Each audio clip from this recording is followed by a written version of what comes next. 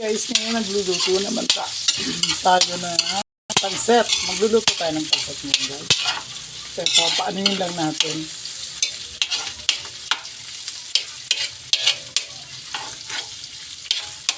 Magluluto tayo ng pansit.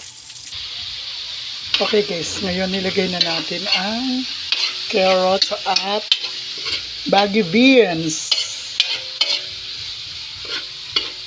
Ihuli natin ang repolyo at itong huli natin ito. Mas masarap to pag half cook para malutong.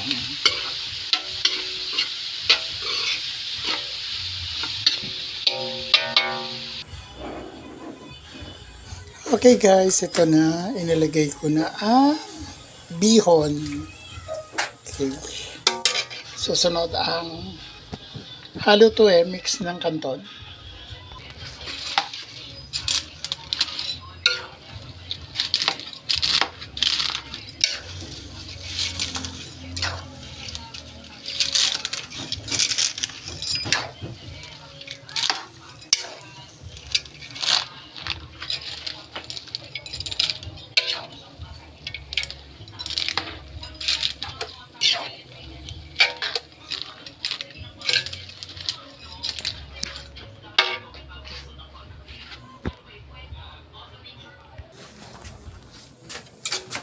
Okay guys, ito na ang ating pansit. Ganyan lang para masarap ang gulay. Half cook. Okay. Ayan.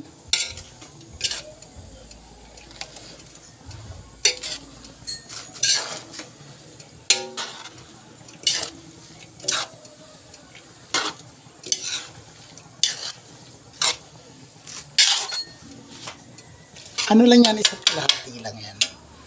1 kilong bihon, kalahating kanton.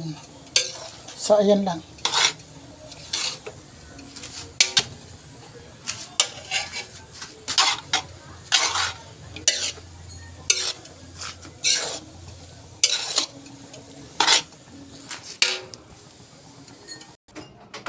Okay guys, here's the finished product ng aking pansit, bihon, and canton. Okay, thank you for watching. Once again, this is your Mom's Ko saying thank you and I love you all. Kain na tayo. Tikiman time. Kanina yung rice cake. Ngayon naman, ito naman tikitikman natin.